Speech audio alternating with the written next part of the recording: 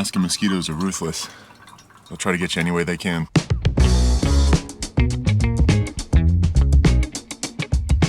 So last night we left Fairbanks for the final time. Been there for about a week. I actually flew home for the weekend for 3 days. So an 11-hour flight, 3 days, 11-hour flight back because I had some layovers. Back here to Fairbanks because I flew home for the weekend for my girlfriend's birthday. And then when I got back, I drove about an hour and a half south to this campsite right on this little, I guess it's like a little pond. Kind of, I don't know if you guys can hear it, but just off the highway over there. But it does look like there was a wolf that walked by. Those are some big claws on that thing. Definitely looks like a wolf came by here in the middle of the night. And it actually looks like there's a bunch of them because there is prints everywhere. And I think either it's the other way around or it's not. I don't really remember. The way you can tell a wolf paw print from a dog paw print is the spacing of the fingers. So I think if they're more spaced out, it's a wolf. And if they're not, it's a dog. So I'm pretty sure that is a wolf. But I'm sure if I'm wrong, there'll be someone to correct me in the comments. So don't take my word for it. But it would make sense that there'd be wolves here, especially if this is freshwater or something. They probably come here as like a little watering hole. But this was actually a pretty nice spot last night. Pretty quiet. You really couldn't hear the highway. Plus, it always dies down at night, but the mosquitoes weren't too bad. You can see them kind of flying around right on the edge of the water there. But there's definitely been worse so far in Alaska. Here they weren't too bad, but I put on some pants and socks just to defend against them. But mosquitoes out here are built different. They got the strongest little needles on their head, and they can actually bite through socks. I found that out the hard way. So I don't really know how much protection this really offers. I guess I need to get some actual shoes at some point. But yeah, it is pretty cool to see all these fresh wolf prints all over the bank of this pond everywhere. But yeah, for anybody who's new here, my name is Ryan. I live out of the back of my self-converted camper van right there with the Starlink on top. And I make videos of what it's like living in the back of the van, traveling around the country. Right now, we are in Alaska. We just completed our 6-month, 16,000 mile journey from Key West, Florida, all the way up to Prudhoe Bay, Alaska. And now we're driving south from Fairbanks down to Anchorage. And this was our lovely campsite last night. The sunset was beautiful. It was peeking through the clouds right over there. But shortly after that, it started raining, and it rained pretty much all night. So got quite a peaceful night's sleep listening to the rain pitter-patter on the roof. But it is time to head out of here, take the Starlink down, and hit the road yet again. And I hate taking the Starlink down because I have to open up my doors, and there is enough mosquitoes out here for it to be annoying, especially with having to roll down this window and throw the cord in there. So I'm gonna get that done real quick, and then we're heading out.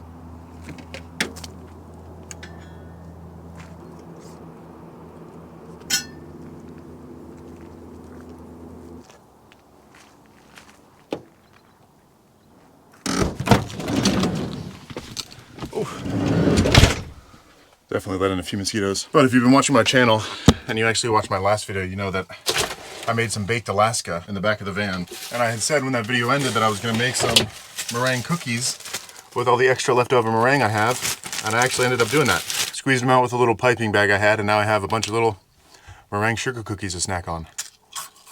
So crunchy and so good. One of my favorite cookies. Oh, and also, this is the lowest my battery bank has ever been because it's been cloudy. I haven't been driving around a lot. Last night I played Xbox for like 5 hours playing the new Modern Warfare 2, or I guess the old Modern Warfare 2, but the recently fixed servers for Modern Warfare 2. And I don't know how clearly you guys are gonna be able to see this, but my battery bank is almost on empty. I have 80 amp hours left out of 300, so I'm hoping I can recoup some of that back on the drive today because we're driving about 3 hours, so we should be able to get a decent amount of it back, which is good because my battery bank desperately needs it. Also, if you've been watching my channel and you did watch my last video, I had mentioned that the wheels were shaking when I was driving. So when I hit 60, there would be a slight shake in the steering column here at the steering wheel. And I was worried that since I drove on the Dalton Highway, which if you aren't familiar is a 500-mile mud pothole ridden road, I thought it had thrown the alignment off, the balance off, or something with the tires. So I took it into the shop. They took all the tires off, aligned them, balanced them, and then ended up telling me that the reason that it was shaking was because there was so much mud caked on the wheel well that it was throwing it off and causing that shake. So they took the wheels off, cleaned them all out. I thought I cleaned them out good enough when I power washed the van, but I guess I didn't. But after I did that and drove off the lot, the tires were fine. There was no shake anymore, so we're good to go. But we've got about a 3-hour drive to where we're going for our campsite tonight. It is right next to Denali National Park. I think it's a national park, but it is the tallest mountain in all of North America. So that'll be pretty cool to see. And we are heading right near there to find a campsite for the night. For now, we got a couple hours drive ahead of us.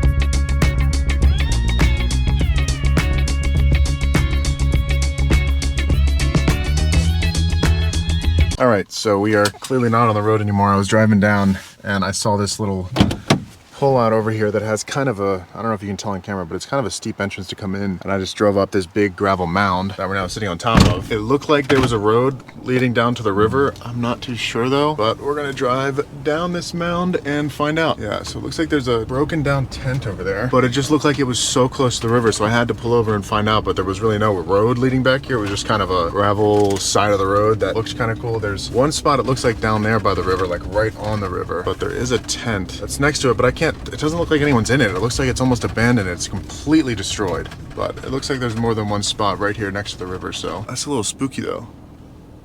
Like it's just completely in disarray. I think we're gonna take this spot right here, right next to the river, and hope that whoever's tent that is okay somewhere. We'll go check it out.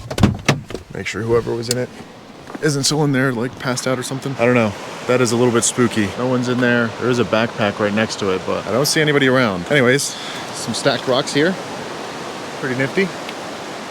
And then we are right on the river. I mean, really can't get much closer than this. This is a pretty nice spot. And again, probably can't tell on camera, but the water is incredibly blue. Beautiful out here.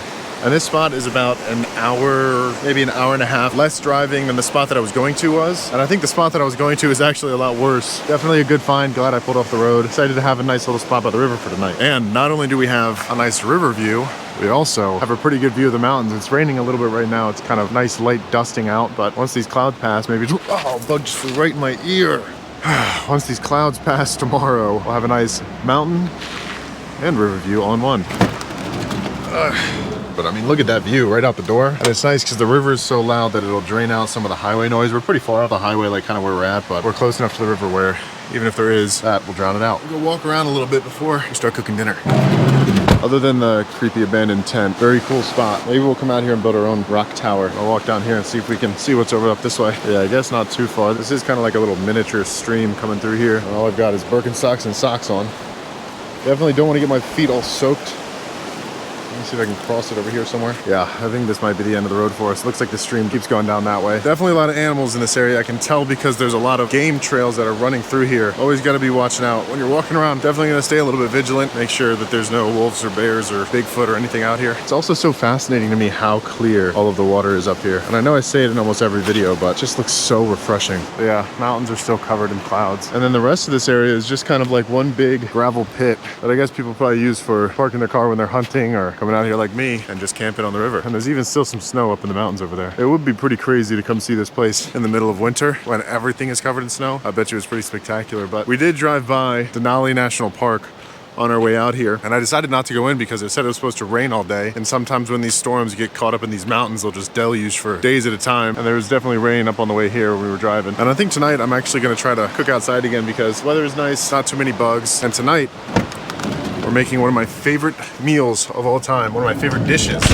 of all time, and that is a Vietnamese style grilled chicken and rice noodles. And also on the drive over here, we actually recuperated. We're still getting energy in from the sun right now, but we're at 167 amp hours, so we've just about doubled what we had when we left. Nice to have a good reserve of power again. So first thing we got to do for this dinner is prep all the ingredients, get the chicken marinating, let it marinate for like an hour, and then we'll cook it up outside over an open flame. And for some reason, I don't know if there's a shortage, but I wasn't able to find anywhere. I went to like 3 different stores that had chicken thighs. The only thing I could find is chicken breast. And ideally, when making this recipe, you'd be using chicken thighs, but I guess maybe there's a shortage or something because I could not find any. So for the marinade, it's actually pretty simple. The only real kind of out there ingredient is this, which is lemongrass, which I've actually never used before. I've only ever had this dish in restaurants, and specifically the restaurant by my house back home, VN Noodle, which is the spot that me and my friends go to all the time. They have the best pho, they have the best Vietnamese chicken, and we're gonna try to recreate it here. So garlic, tomatoes, carrots, some lime, and then just a few other things. So I had to take my hoodie off since it's kind of hot in the back of the van now that the sun's out. Let's get this marinade prepped and ready to go. So I've never worked with lemongrass before, so I think that we need it to be minced, but I don't have a mincer, so I'm just gonna chop it all up as finely as I can, but this stuff is not easy to chop. Wow. This is really not easy to chop. Is it supposed to be this dry? Okay, so I just realized I'm an idiot. This is not how you mince lemongrass. I had to Google it. The side that you do want is actually not the side that I was cutting. From what I saw, basically you kind of just peel some of these layers off, cut the knob, which is the bottom, and this is the side you want to cut up thin and mince. Really glad I ended up watching that video because this probably would have turned out not tasting very well if I hadn't. But essentially you just take about, I don't know, 3 inches off the bottom of each of these and then chop them into discs and mince them up nicely. So that's what we're gonna do.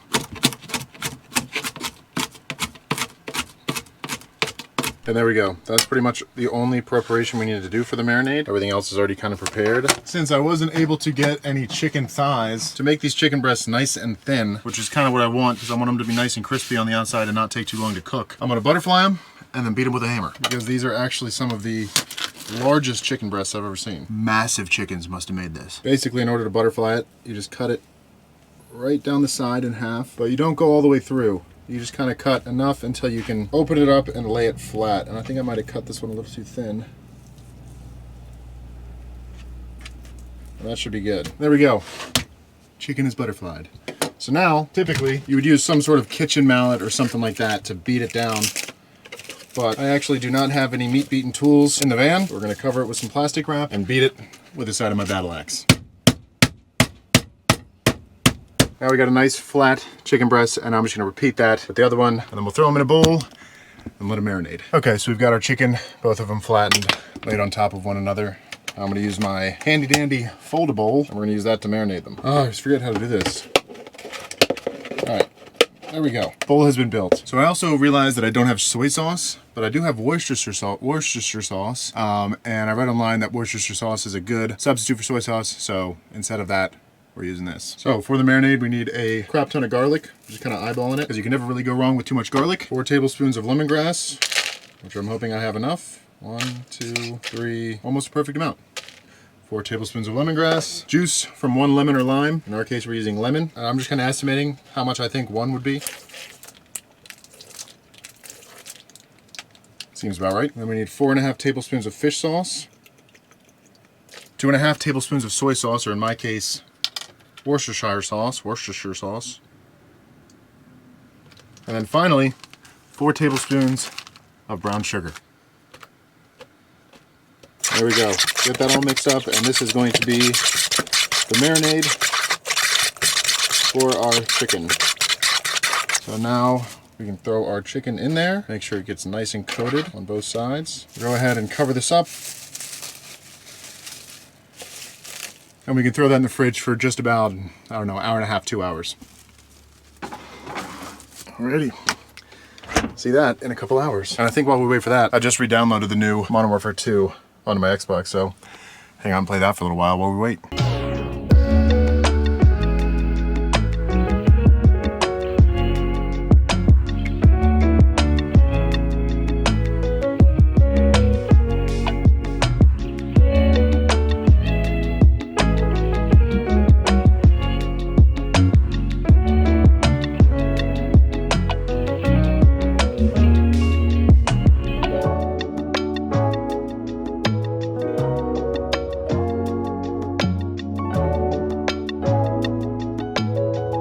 Alrighty, it has been about 3 hours. I decided to let them marinate a little bit longer to get more flavor in there. But while we were waiting, just played some Xbox and then went outside and sat by the river a little bit. And I always get people who comment, Ryan, how do you sit there in these beautiful spots and decide to just play Xbox? So this has kind of just become something that's normal for me, is pulling up to a spot like this, and you can only sit out, and I've said this before, sit out and view so many amazing views before you just want to hop on and play Xbox with some friends or do something else and hang out inside the van when it's beautiful outside. So it's just kind of something that comes with time. Even with that, typically I will spend a good amount of time outside hanging out, walking around doing just random stuff. But I built my little cooker fireplace again. If you didn't watch the other video where I use this, it's just like 4 metal sides, a base, and then these cross plates where you can stick little pieces of wood through that window and light them on fire, and then you can cook outside with this little thing. And it's super easy, super convenient, so that's what we're gonna do tonight.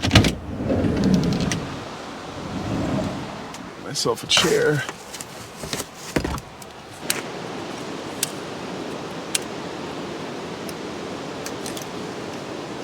And also, while I was playing Xbox, my phone service was absolutely horrendous, so I did end up setting up Starlink up there just so I'd have somewhat decent service. But I'm starting to notice that the ping and the lag with Starlink is not the best. I guess maybe kind of depends on where you are, but recently it's been absolutely atrocious. Like, some of these games are almost not even playable, it's so bad. But we don't need much to cook this, just a pan, Sets up there like that. Pot holder. And then some tongs. And actually, I think before I start cooking the chicken, I'm gonna prep the rest of the stuff that we're gonna kind of use as toppings for our dinner. So for toppings, we're just gonna do some tomatoes, some carrots, onion, and parsley. And essentially for all of these, I'm just gonna take them, cut them really thin. Except for the tomatoes, I'm gonna cut these a little thicker, and they're kind of just gonna get thrown on top. And it's so weird, it almost looks like it's like snowing outside with all these little white things that are floating around in the air. I don't really know what they are. Maybe dandelions, but there's so many of them. I don't know if you guys can see that on camera.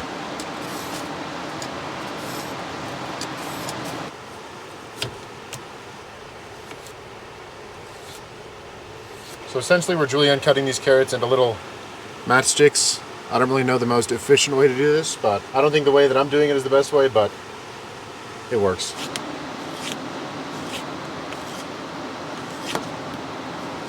All right, carrots are done. Now it's time to do the same thing with this glorious onion. There we go. Onions and carrots done. One last thing, tomato. And for these, it's really simple. We're just doing pretty thick slices of it. That's it. All right, so now that we've got all our finishing toppings done, let's go outside and get this fire started and get this chicken on because I am starving.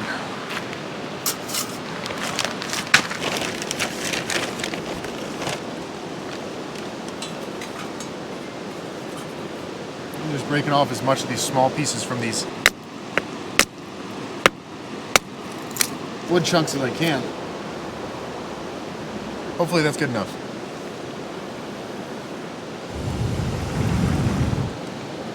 We've got a little fire going. I threw some bigger chunks on there. Now we just gotta wait for that to get hot and we can cook. While we wait for it to get a little bit hot and kind of burn down a little bit. Flame's a little bit too high right now. Yet again, like I did last time when I cooked on that thing, instead of cooking the noodles outside, we're just gonna cook them in here and let them go while we're out there. So all we need for this, some boiling water, throw them in there.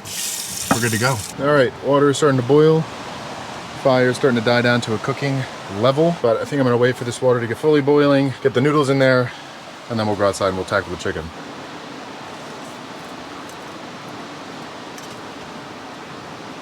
Noodles are in, let those cook for like 3 minutes. They don't take very long. And while we wait for that, take the chicken out. So I actually took the cross beams out because it's easier to just throw wood in from the top. And I also chopped up a little bit smaller pieces so I can fine tune it and not have to put a big piece in there. Get some oil in the pan, that get nice and hot. There really is something nice about cooking outside. I also think these noodles are just about done, so I'm gonna pull those off real quick. Here we go. Noodles are drained. All we gotta do now, cook up this chicken. Oh, look at that. That looks so good. Give that about 5 minutes each side, and then we're done. I might actually save this one for another day too. Yeah, I'm just gonna put this one back inside. Probably eat this one tomorrow. All right, I think she's about ready for a flip. Ideally, I'd do this in an air fryer or over an open flame so we get a nice crisp on the outside, but I couldn't find anything that I could use as like a grill that the chicken wouldn't fall through, so just doing the best I can with the tools I have. All right, so I made the executive decision. I took the pan away now that the chicken's a little more cooked and firm, and I'm just cooking it right over the fire to get some nice char on the outside, which should be good. But I think that's just about done. Go in and grab myself a plate. Pull this off. Oh, that's still good. That looks so good. Now we can just take this chicken, slice it up.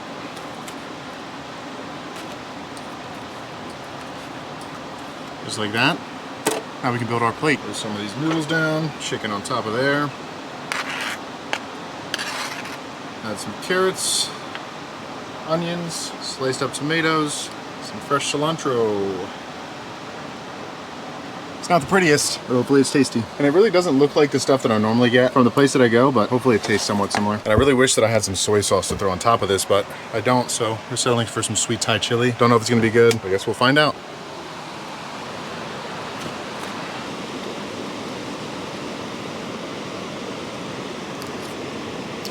So good.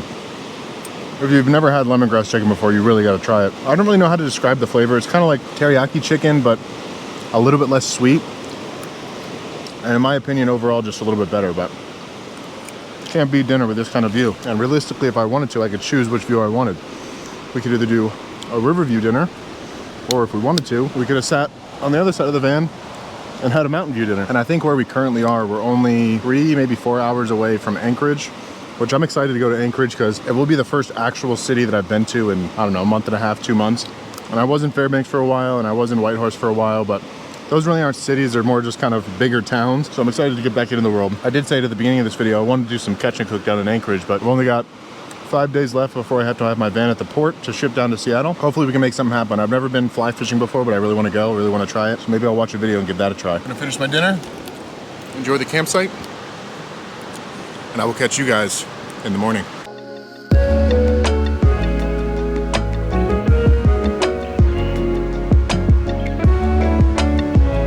Good morning, and welcome to another day in Alaskan paradise. And it looks like the tent is still there, hasn't moved. I'm guessing somebody just forgot it. I really don't know what the story is with that tent, but it got cold, dropped down to like 45, which I guess isn't really that cold, but for the middle of the summer, it was pretty cold. And the mosquitoes started getting really bad last night, right before I went to bed. When I was outside sitting by the fire, I got tore up on the back of my leg. I got like 7 bites, and they all itch like crazy. I think today we're gonna have a pretty slow morning. Take it slow, head out of here, and drive the rest of the way down to Anchorage. Potentially, if we get there early enough, maybe grab some dinner or something. But last night, after I stopped filming for the night, I actually ended up cooking that other half of the chicken. Since I wasn't filming, I was able to take my time and cook it right, and we made a lot prettier of a version of it with the noodles and the tomato and the lime and everything else. So that is what a pretty version of what last night's dinner was supposed to look like. And also, for some reason, every morning when I've been in Alaska, regardless of how many mosquitoes were out at night when I was trying to fall asleep, typically in the mornings, they're non-existent or they're very few and far between. So it's always nice waking up and being able to keep the door open, especially when I gotta do like this out there. Make myself some coffee, some breakfast, and then we're hitting the road for one last time here in Alaska, down to Anchorage, where I'm hoping I'm gonna get some fishing in, but I only have 3 days, and one of those days is gonna be spent packing the van, getting it all ready. There's a bunch of stuff that I can't have in the van, like the propane tank, some of my cleaners, and a bunch of other random stuff that you apparently can't have in there if you're shipping your vehicle, which is what I'm doing. So gotta spend a day preparing, getting the van ready, taking out everything I need to get rid of, packing my bags, and all that good stuff. So I really don't have a lot of time in Anchorage, actually. I've been in Alaska for just about 2 or 3 weeks, and I think it's time to get back home. So as always, I truly appreciate you guys watching. If you haven't already, think about clicking that subscribe button. It really does help out the channel, and I will catch you guys next time down in Anchorage.